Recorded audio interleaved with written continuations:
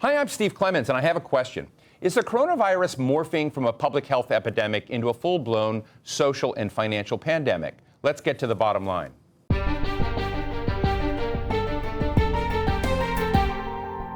Around the world, factories have gone offline, schools have been suspended, and entire cities have been locked down. In Italy, the entire country is now under quarantine. And in America, critics of President Donald Trump say his administration has been slow to deal with the outbreak and focused on dealing with a health crisis as a public relations battle. More recently, however, and with 700 cases of coronavirus infection in the U.S., the administration has shifted to high gear. In fact, in the past few days, the government set aside more than $8 billion in emergency funding and started to talk about an economic stimulus package. So where is the fear of the unknown taking us now? Fortunately, we have people around the country who have the answers. With me here in Washington, D.C. are Dr. Ali Khan, a former U.S. Assistant Surgeon General who led the Centers for Disease Control Office of Public Health, Preparedness, and Response; Claudia Sahm, an economist with the Washington Center for Equitable Growth, who has worked at the Federal Reserve Board and also the U.S. President's Council of Economic Advisors. And in Boston, we have John Gruber, an economist at the Massachusetts Institute of Technology and a former president of the American Society of Health Economists. And in Denver, we have a very full boat today. Kathleen Tierney, a professor of sociology at the University of Colorado and author of a must-read book, Disasters: A Sociological Approach. It's so good to have you all with us. Dr. Khan, let me start with you for a minute. Can you give us a quick snapshot of what the benchmarks on this health crisis is from the health dimension? Absolutely. So in the midst of a pandemic, 120,000 cases worldwide, over 100 countries, 4,000 deaths. The majority of cases have been in China, 80,000 cases. They seem to have been able to push back from 5,000 cases a day down to 20 currently. However, we're seeing flare-ups in places like Italy, South Korea, and Iran right now. So between those four countries, they account for about 97% of all cases worldwide. So all of this has happened in about 13 weeks. What is the next 13 weeks likely to look like? I wish I had that crystal ball. I would not be in the market right now. My expectation is that, my hope is that many countries will follow the model of China and South Korea, as we're now seeing the U.S. ramp up its public health measures. But we can't exclude the fact that this is going to ping pong across the U.S. I mean, China now is reporting cases returning back to their own country.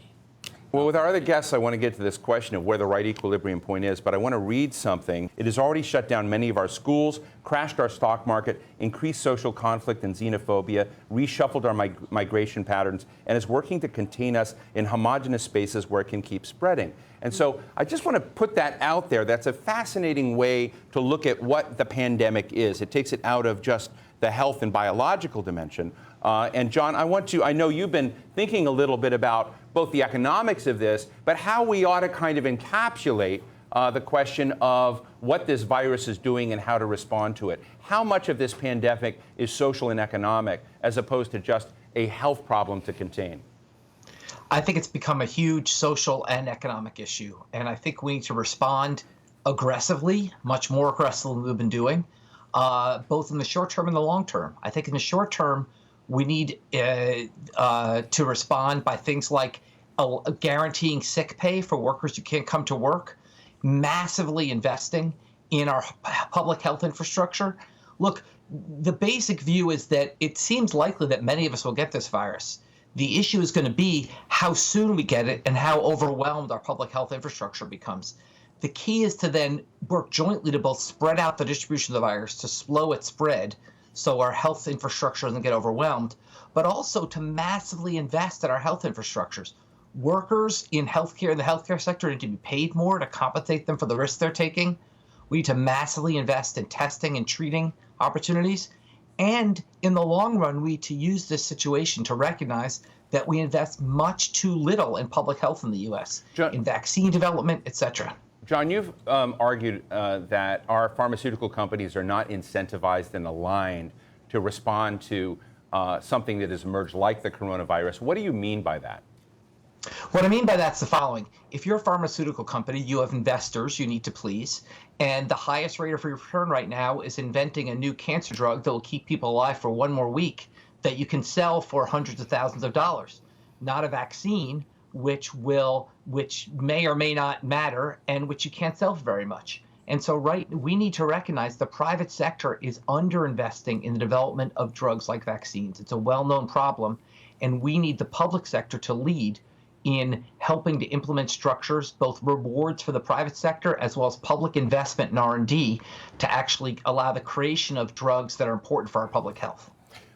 Do you think that the number of victims that we're going to have, or those that become infected with the coronavirus, is going to be fairly contained? We've seen some estimates that look at 20 to 40% of the global population eventually becoming infected with the coronavirus. I think there's a very different sense and scale. When I get to the question of what level of panic we should be seeing, I mean, do those numbers and does that modeling matter, John?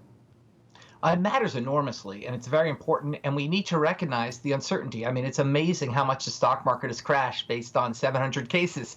But so it's all about the uncertainty. It's all about these tail outcomes, and that uncertainty is all about the fact that if it spreads rapidly, we may have to shut down huge sectors of the economy, and we need to recognize that the federal government needs to respond in a major way.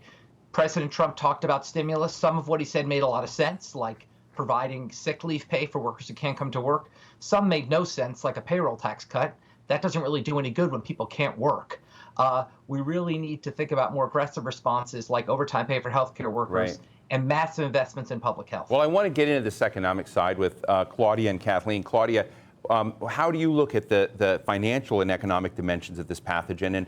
And are we framing this correctly to sort of look at this as something that has a behavior and a set of consequences that are far larger in a way than just our health problems? So I think that's absolutely the case right now. I mean, this is an illness. This is about public health. Right. But this is now about the economy. And not just about the economy overall, it's about these individuals who get ill, the ones who have to stay home to take care of their kids, and everybody else that doesn't know what's coming. Like right now, we don't know who's going to get ill. We don't know who's going to die. We know that this illness is coming. We have something of an advantage, and this did not start in the United States. We have seen what this looks like in terms of the health. We've seen Italy shut the entire country down. Like if something like that happens in the United States, even if it's localized, even if it's a few metro... In the United States, we are seeing entire schools being shut down. We see essentially the city of Seattle shutting itself down. You see lots of economic activity being suspended, meetings and flying flights being suspended. So, and again, this is just after 13 weeks, and most of what I just described in the last 2 weeks. So it raises the question of what will the next month look like? What will the next 8 weeks look like? So unless policymakers act, and act now, and act big, this is a recession before the end of the year. I mean, the United States is fundamentally not in a place where they can have massive shutdowns, people not being able to go to work. The sad reality in our country is that there are millions and millions of households that have no financial buffer. 25% of U.S. households do not have $400 in accessible assets at any point in time. We're not, so they're sunk already. Well, they just make it. Right? So there's an even larger number of households that they are one paycheck, even cut hours away from serious financial distress. Right. And we don't have a safety net. We don't right now have the kind of paid sick leave, the family leave. And what's going to happen is that people aren't going to go get the medical care, because if they go in and they test positive, they're going to be put in quarantine, or they're going to be told you can't go to work, and they need to go to work. Like they can't lose their jobs, they gotta feed their kids. And so this is where the dynamic becomes very ugly, and once it gets going, and people are afraid right now, and they're pulling back, like this is how we take an economy that is an amazing decade-long expansion and turn it into a very sad situation. Kathleen? I would extend that. I would extend that. So and I think you're spot on that people can't afford to be in quarantine. But I would extend that to say, can they afford to get health care? What about all the people in the United States who don't have health care? And I'd rather we take care of that, expand Medicare, for example, for everybody during the course of the epidemic, or every state that has expanded Medicaid. Are there any proposals on the table like that right now? Not that I'm aware of, but I think that's what we need to do, because if somebody's sick, I don't want him or her to think, you know what, I'm going to sort of hang out at home and infect other people at home and in my neighborhood. I want them in a host.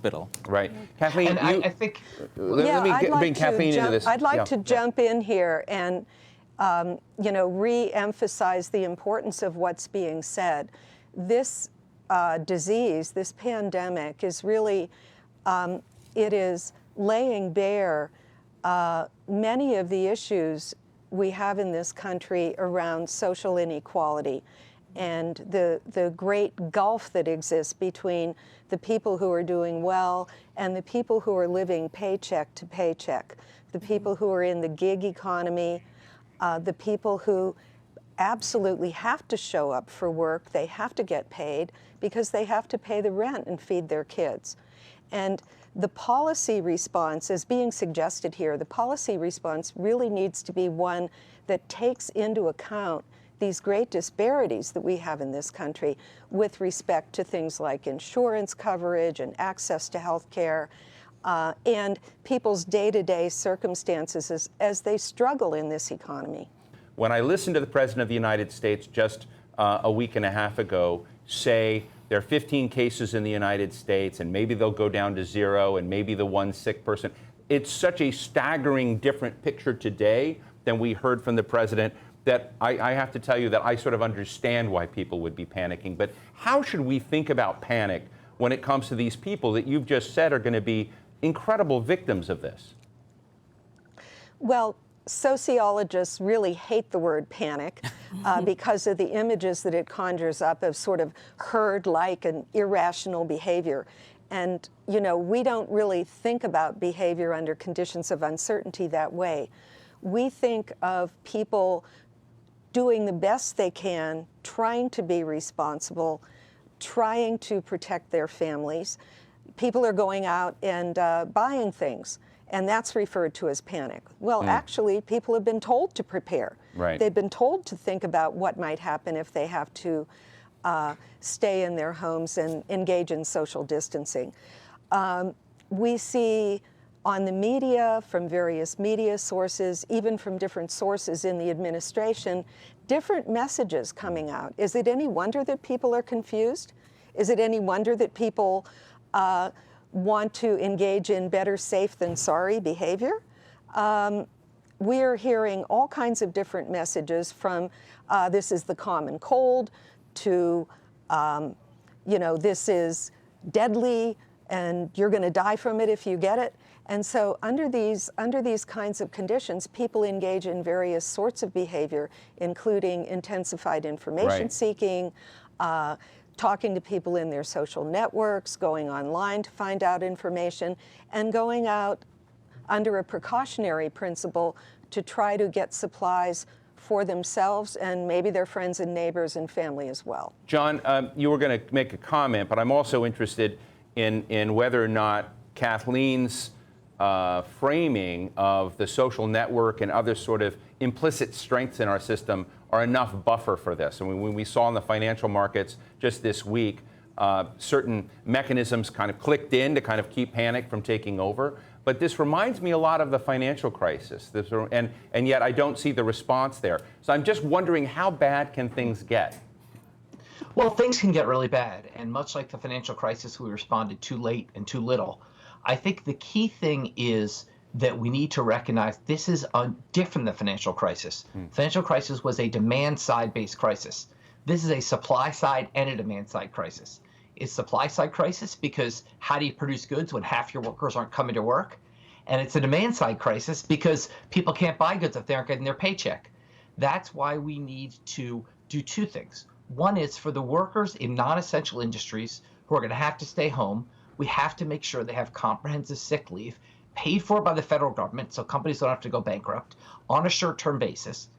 And for workers in essential industries, in particular healthcare, we need to pay them more. We need to reward them for actually taking the risks of going to work. If you're a healthcare worker right now, maybe you'd rather stay home than take the risk. We need to reward the risk they're taking, and we need to invest in building the healthcare infrastructure we need to handle the crisis that's coming.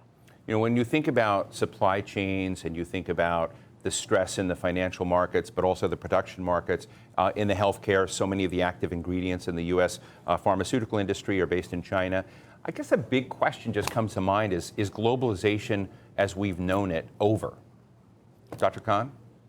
So you're asking the physician as opposed to the economist Well, I'm going to get to the economist. whether globalization is over. Yeah. I think what I can... You fly around the world. Are you done?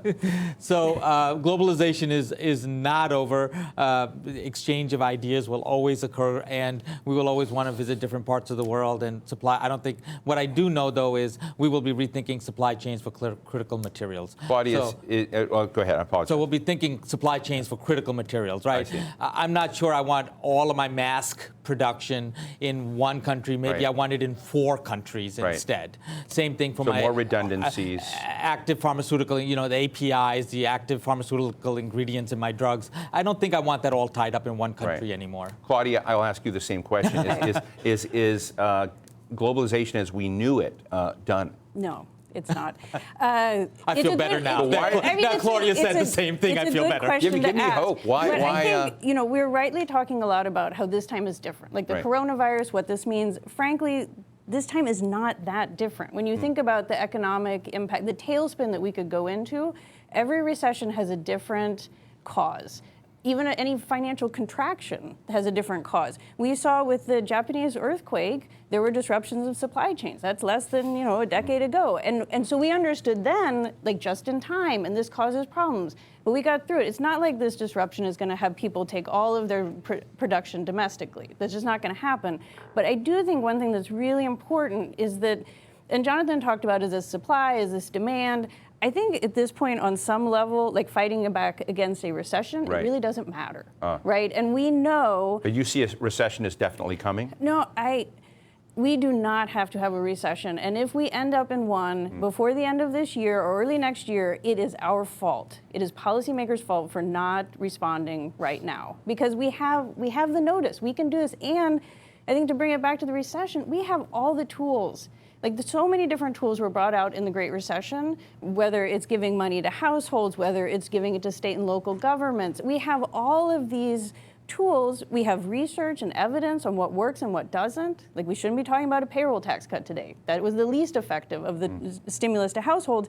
We have legislation already drafted. So it is not about the economics. We know how to fight a recession. We know how to get people to calm down. We just got to do it. Kathleen's point about the gig worker, about the truck driver, about people who've patched together different jobs to sort of make it work. I just wonder, to the women single head of household with children who go off to daycare that now can't take them to daycare. There are all these sort of unseen ripple effects that I just wonder. I mean, she makes a very strong point. I mean, do you think that the measures that we're talking about will even touch those folks? So I think we have to try many different angles. One of the proposals that I had that I think would be really good right out of the start would be to get $500 to every man, woman, and child in the country. One of the issues I have when you talk about a payroll tax cut or a temporary change in withholdings to boost paychecks, that could happen pretty fast. But you have to have people inside of the tax system. And so what's complicated is it actually is really hard for the federal government to put $500 in everybody's pocket. But I think that's where I think right now you need very targeted. You need to help healthcare workers. You need to get hospital beds ready.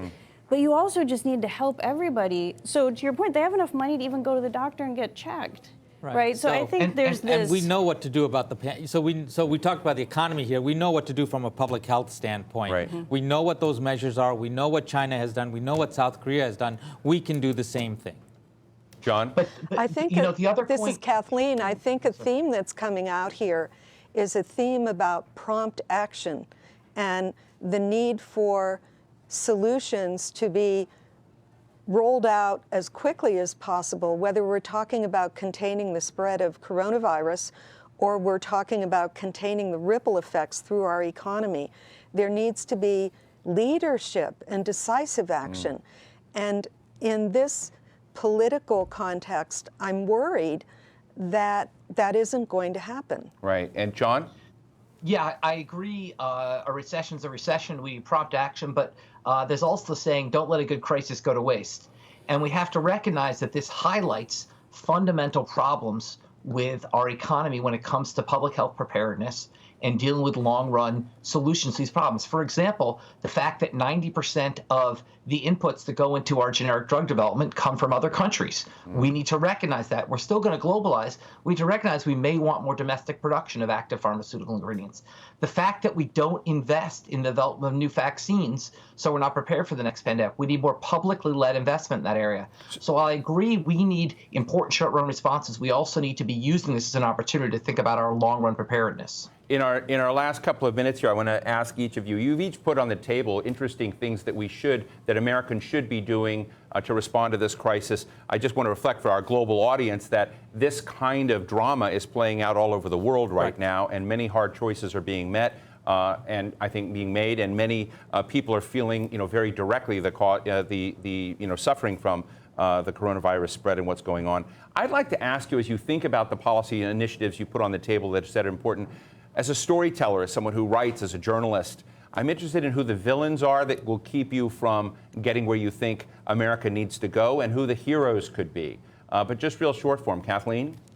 The heroes in this scenario are, first of all, the healthcare workers, the public health institutions, health departments, local government, that are close to the problems and that can act in a timely way. Right. I think that I don't want to talk about villains, but I would say that this is not the time for certain groups within Congress to say that they don't want to spend money on something, right.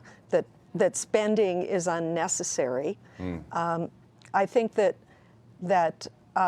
the coronavirus task force needs to really get out in front and get ahead of this problem.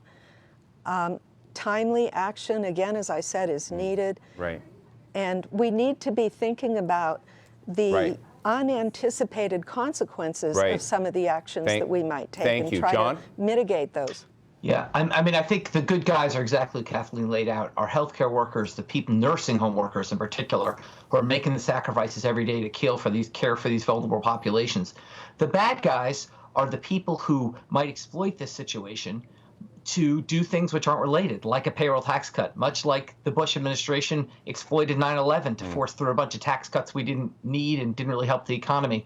I think we need to use this as an opportunity to do the right thing moving forward, not as an excuse to do the wrong thing. Thank you. Claudia? So I think the heroes here are going to be the American people that figure out a way to get through this. I mean, we are creative, we're scrappy. As we talked about, a lot of people don't have a lot right now to make ends meet, let alone when they're sick. So we need the healthcare, but we also need people to, get through this health-wise. I mean, that's sad that that's what I'm, hanging the hat on here. In terms of villains, I guess even to step back from that, I'd just say if policymakers, and I mean all policymakers, don't step up and do something and really fight back and in a credible way so that they can tell their constituents, we have got your back and we will keep working until we have done enough to get us through this. If that doesn't happen, then I don't have to tell you And I can who's sense the from you villain. right now that you don't think that's happening. It hasn't happened yet, but we can still do this. Like, we have time. The sooner we get it done and the bigger we go at it, we're not going to be talking about villains. We're going to be talking about, oh yeah, there was this coronavirus and the next thing is coming. Dr. Ali Khan, I'm going to give you the last word. The villain's the virus, okay? What we're trying to do is protect our parents and grandparents who are at risk of dying from this disease. And I'm going to go with Claudia. We have the opportunity, each and every one of us, to be the hero of our own story in terms of our own personal protection actions, what we do for our society to put this devil virus back in the box. China came back from 5,000 cases a day to 20. If they can do it, Americans can do it. This was an important conversation. I'm very grateful to all of you. I'd like to thank you all for being with us. In Boston, MIT economist John Gruber. In Denver, University of Colorado, sociologist Kathleen Tierney. And here in Washington, D.C., former U.S. Assistant Surgeon General Dr. Ali Khan and economist Claudia Sahm. Thank you all very much for being with us today. Thank you. So what's the bottom line? The novel coronavirus is tricky. The unevenness of its physical attack on your friends, your coworkers, your family, and on you makes this a high-fear pandemic where the winners and losers are just uncertain. And it's making our society, our schools, our businesses, our vacations, and our weddings freeze up in crisis. As Kathleen said, even in times of panic, people don't abandon one another. They band together. They ultimately create order out of chaos and fear. And everyone agrees that no crisis should go to waste, and that we should take this opportunity to shore up America's social contract and support those in need across the board. These are sensible suggestions, but there's no straight path through this current crisis, which is worldwide, and that's the bottom line.